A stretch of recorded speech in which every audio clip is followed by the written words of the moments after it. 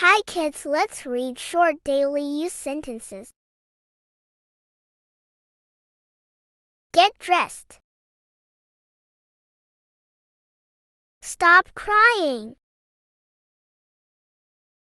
Finish your homework. Time for bed. Put on your shoes. Share your food. Clean your room.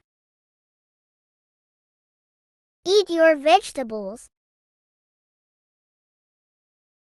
Don't insist. Listen to me.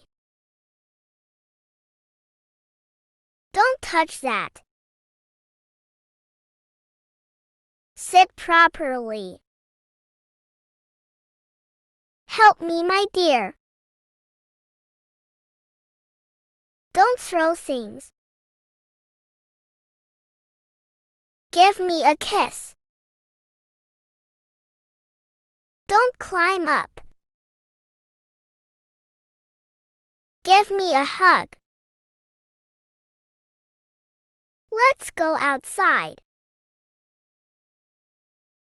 Prepare for school. Time for school.